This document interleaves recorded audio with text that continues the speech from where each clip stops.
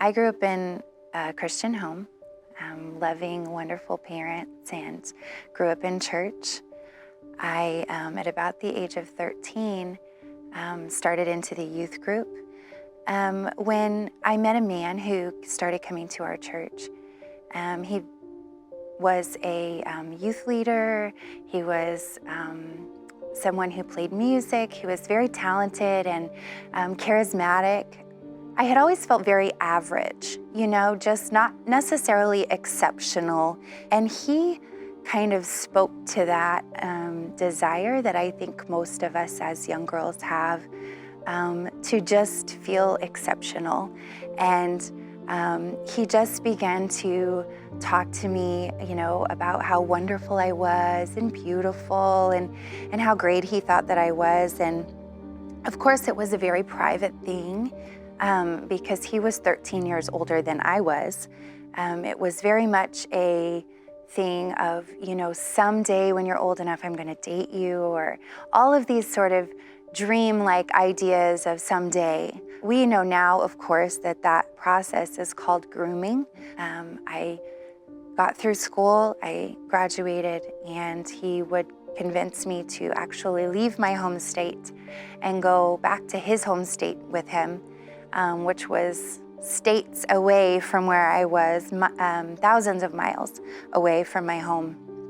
Things were very difficult almost immediately. He would continue to be very manipulative and controlling, possessive over me. I felt very isolated and alone. So he would begin to abuse prescription medications, and that was the point where he would begin to convince me that because we had so little money, that I could do something that he would be so proud of me for. And he would begin to just exchange me for the things that we needed, like rent money or money to get a car. But it didn't take long for me to realize that this would become a way of life for me. And that trafficking all of a sudden was a very real part of my world. One day, when he came home, he was arguing with a friend of his, and they left the front door open. And I don't even remember processing the thought. I just got up and ran. I ran outside of my apartment and into the complex. And in the center of the apartment complex, there was a picnic pavilion with a soda machine. And I ran into the picnic area and squeezed myself back behind the soda machine and just sat there.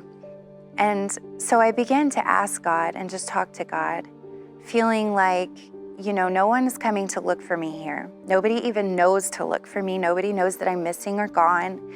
I don't have a friend or a family member that can come and find me. And so I asked God, if you could just come and find me here, no one else is going to be able to find me here, then I would know that you still love me and that you will help me, because I can't do this alone. And I had been watching cars come and go throughout the time that I was sitting there, and at that moment, a car pulled into one of those spaces that I could see, and a woman got out. She was starting to get groceries from the back of her vehicle.